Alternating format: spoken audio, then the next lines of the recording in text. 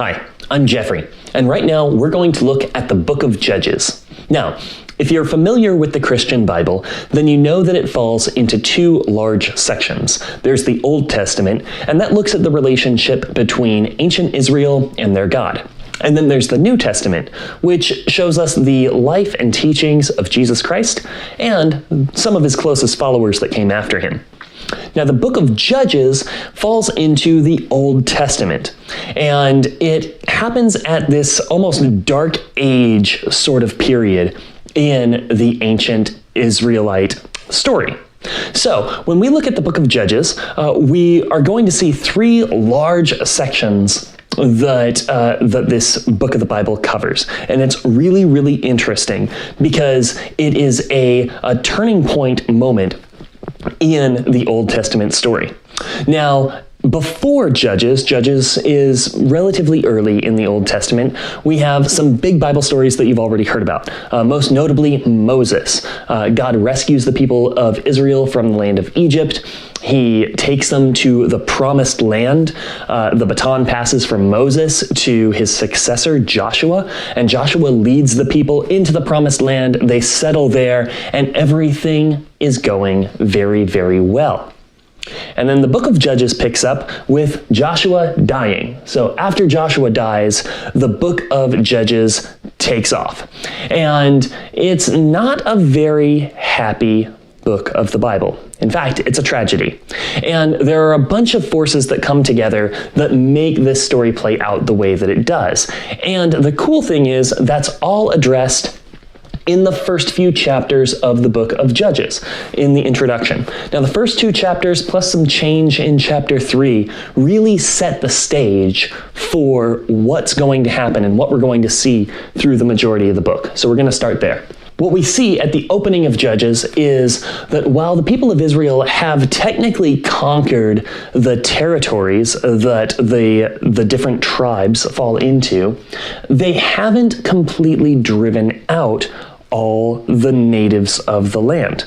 And that poses an interesting problem for the people of Israel, which we're going to see. You see, Joshua is dead, and unlike what happened when Moses died, there was no designated leader for the people of Israel. It was just on the 12 tribes and their households to pass on the teachings of Moses to their children and choose whether or not they would serve God and remain loyal to God or serve other gods. And unfortunately, we see that the Torah, that's the teachings that Moses gave the people of Israel, is forgotten. It's not passed on. The following generations don't keep to those laws. And they're tempted by the gods that are native to the land that they've just recently moved into. Now, these gods are tempting in all kinds of ways. One of the ways that the people of Israel find themselves tempted to follow these native gods is through intermarriage. They intermarry with people that live in the land and worshipped different gods there. And so, of course, that brings in some, that kind of mixes their loyalties when it comes to the divine realm. So these three forces are at play right off the bat in the first two chapters of Judges. And so what we see is that when this generation and subsequent generations abandon Moses' teachings, then they forfeit God's protection. So the God of Israel that gave Moses these laws, as we read about in the Torah, says, as long as you follow these laws, you have a life and my blessing and protection in this land.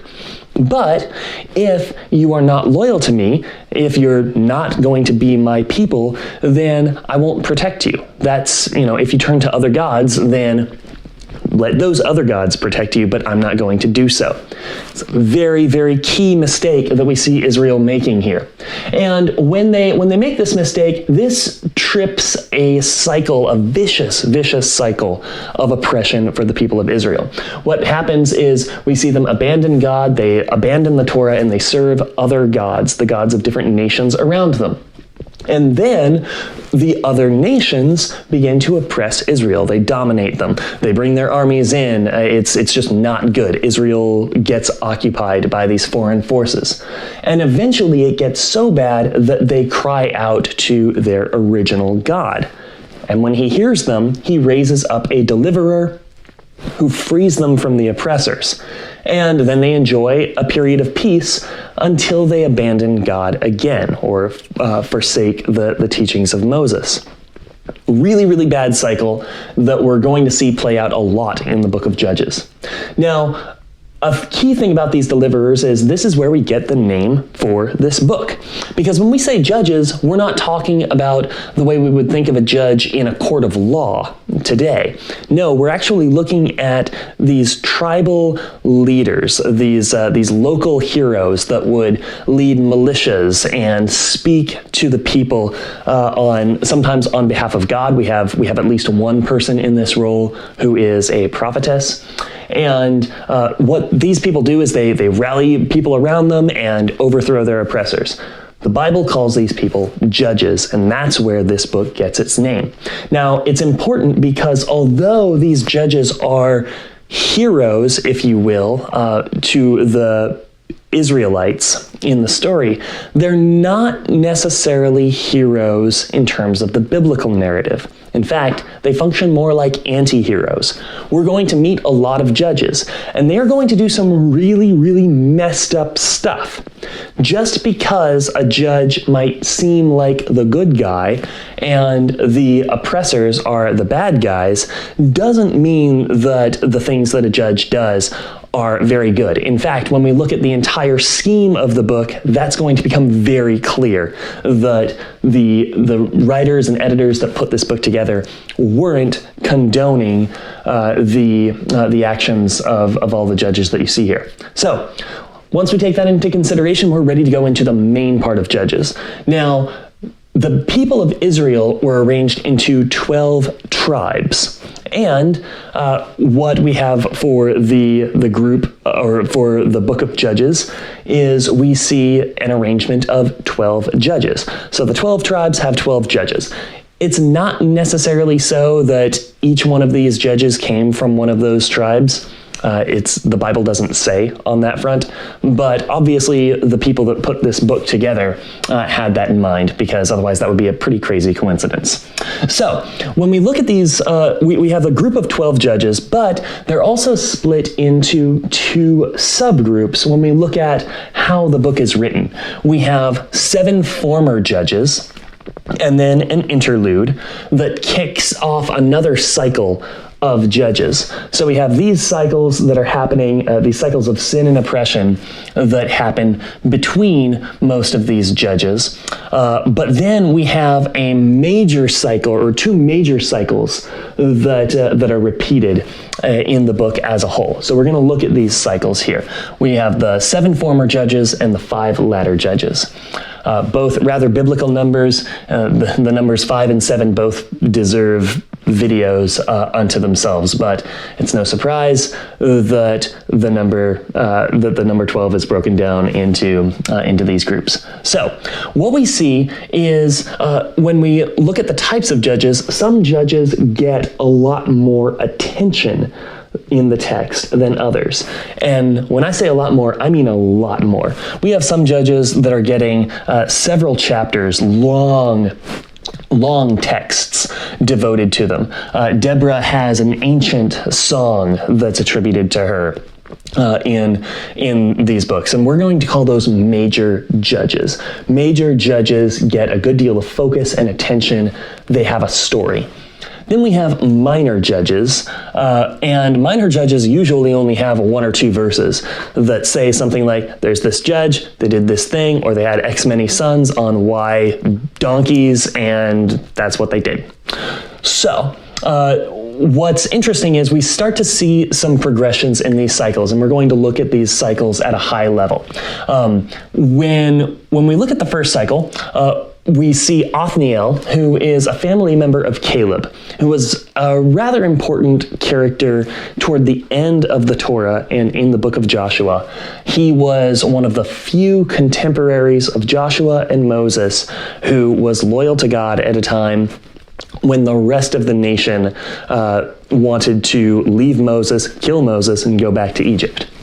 So, Othniel, the first judge, he comes from a very prominent family. He's Caleb's family member, and we're told that the Spirit of God comes upon him. And then we have, and so he saves Israel from their oppressors. Next, we have an assassin named Ehud who rescues Israel, a minor prophet. We have Deborah and Barak. Very interesting story of how they overthrew Sisera, an oppressive ruler that was giving Israel a good deal of grief. And then we have Gideon, who, if there were a main character in Judges, it would be Gideon. Gideon gets the most focus by far. Gideon, an angel announces to him that he is chosen to lead. God's Spirit comes upon Gideon, and he does some really cool things in addition to what the standard judge would do. A standard judge would overthrow the oppressors and bring about peace. But Gideon removes the native gods from the land. He has people shun the gods of the peoples of the land of Canaan, and directs more loyalty toward God. People offer to make him king, and he says no. It's unclear as to how sincere that was for a reason that I'll get into in just a little bit. Unfortunately, he's not perfect. He sets up an alternate form of divination and seeking God's counsel.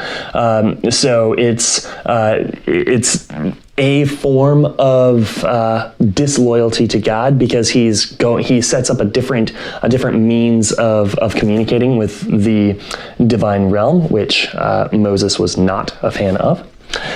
And then after he dies, a son of his causes some civil war and kills off most of Gideon's other sons. This is interesting because that son's name is Abimelech, and Abimelech means son of the king.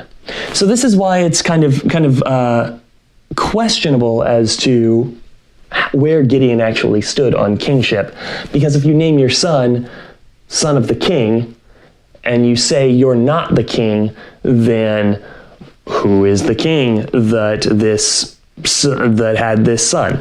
So it's kind of ambiguous, but that's one of the reasons why we're kind of there's a lot to be said about that chapter of Judges. But Gideon gets a good deal of focus, and then we have two minor judges and an interlude, and this interlude essentially restates the things that we saw in the introduction. Israel leaves God, follows foreign gods. Things get really, really hard for them. And then they call out to God. They're like, God, we need help. We need a deliverer. And God says, you're serving all these other gods. You've declared your loyalty to them, so let them save you. Well, the other gods don't save Israel. And so what Israel does is they put away all those other gods. They completely remove them. And once they do that, then God says, well, I can't withstand these people of mine being in misery. And so he raises up another round of judges. And that's where we meet the latter judges. So Jephthah is a prostitute's son, rejected by his family, kind of in contrast to Othniel. Othniel was a very prominent member of a prominent family. Jephthah, part of a prominent family, but he is not a legitimate son. However, we still see God's Spirit coming on Jephthah, just like we saw at the beginning of the first cycle. So there's a parallel there. Jephthah says God is the judge, and he appeals to God as judge, but he also sacrifices his own daughter after making a very foolish vow, and he sparks some intertribal violence. He gets some of the tribes of Israel to fight each other. Not great. Then we have the largest set of minor judges, Ibzan, Elon, and Abaddon. You can see this progression. We go from having more major judges that did these impressive things, and first there's just one minor judge, then there are two minor judges, then there are three. So we're seeing a little bit of disintegration happening already in this pattern. We have those three, and then we have Samson, who is probably the most famous character from the book of Judges. He was the strong solo warrior. And Samson is essentially a chaos agent against the Philistines, which are oppressing the people of Israel in Samson's time. Samson, like Gideon, is his judgeship is announced via an angel. The angel of the Lord says that Samson is going to judge his people, but this happens before Samson is even born. Samson is a miracle child. His parents couldn't have children until he came along. And then we also see God's Spirit coming upon Samson, and Samson is able to do mighty, mighty works in battle because he's empowered by God's Spirit. However, the Bible doesn't have a lot of good things to say about Samson as a character. He marries a Philistine, which is part of how Israel got into all this mess, intermarrying with different cultures that worshipped different gods, and then mingling their loyalties and dissipating their loyalties to God. He's motivated by personal vengeance. When you see Samson doing these acts, he's not acting out of some sense of patriotic valor or righteous zeal. He expressly says to God, help me get revenge on the Philistines, because they do him really dirty when it comes to his Philistine bride. And he is rejected by the people of Judah. In fact, the chapter 15 of Judges ends with Samson.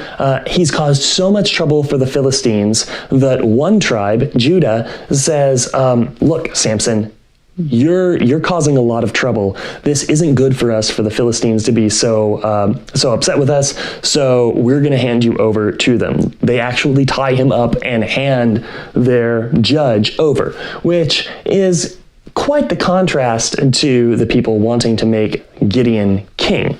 So, again, you can see between these two some similarities in the structure. We have God's Spirit coming upon the first members of the first members of the cycle and the last members. The last members have this angelic announcement about how they're going to lead.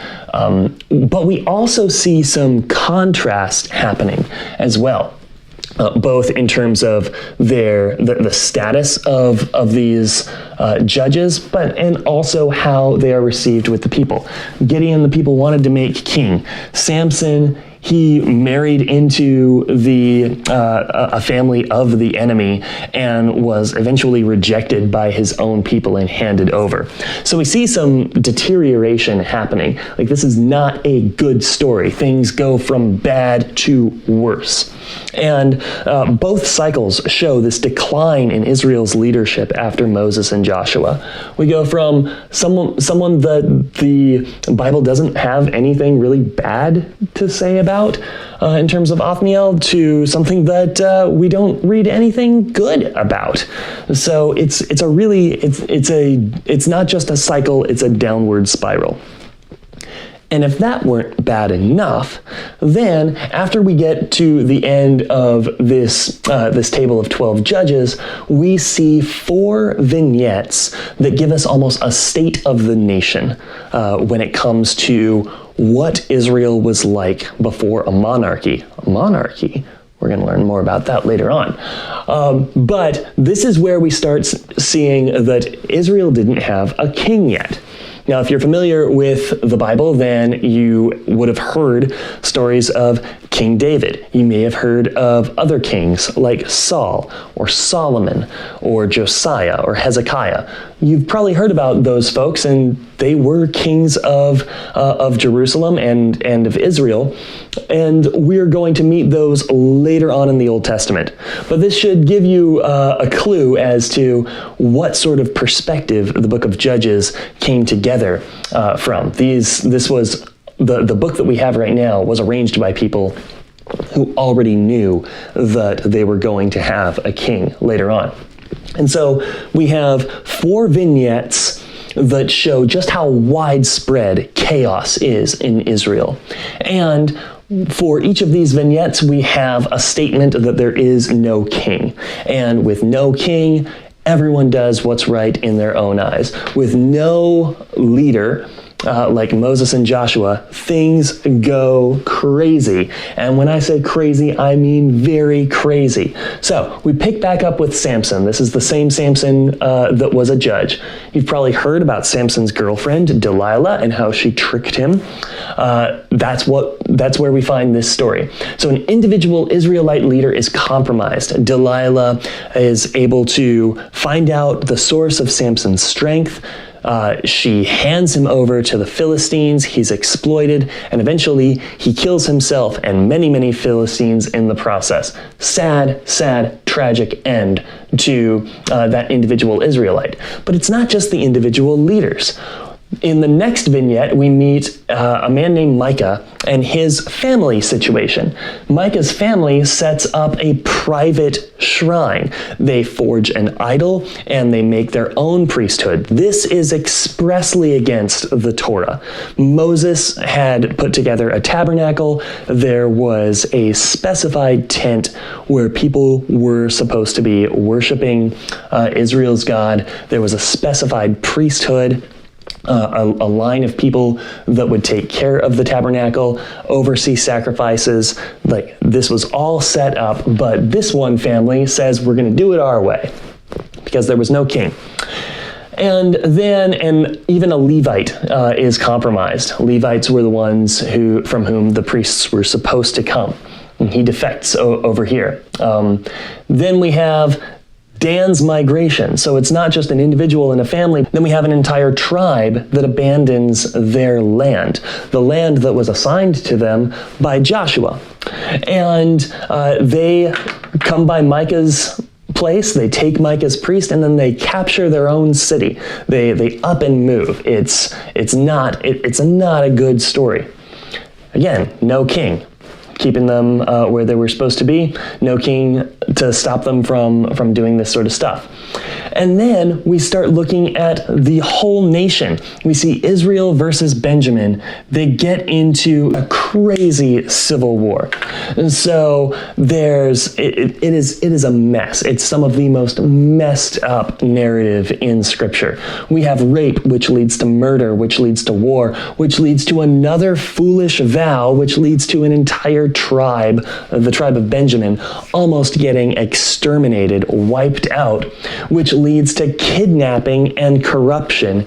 It is a really, really, really messed up story that shows how the entire nation of Israel is just incompetent at holding themselves together. Again, we already have the problems that were spelled out in the introduction. We see how God is raising up deliverers to try and give people an option to change. But at the individual, the family, the tribal, and the national level, Israel is in dire straits. They are in a very bad place. And the book of Judges ends by saying there's no king in Israel. Everyone just does as they see fit, which is a perfect setup for the books of Samuel, when we finally meet a king who tries to change some of this. But that is another story. So that's the book of Judges. I hope this was helpful. Now, if you want to know more about the book of Judges and how it fits in with the rest of Scripture, you should check out my book. It's called The Beginner's Guide to the Bible. And if you read that, you'll have a good understanding of what the Bible is, what it's for, where it came from, and how all the books, even the obscure ones, fit into it. I used Logos Bible software when I was doing the research to put this together. It was very, very helpful. If you want to know my thoughts on Logos, you can check out the link to my review in the description of this video.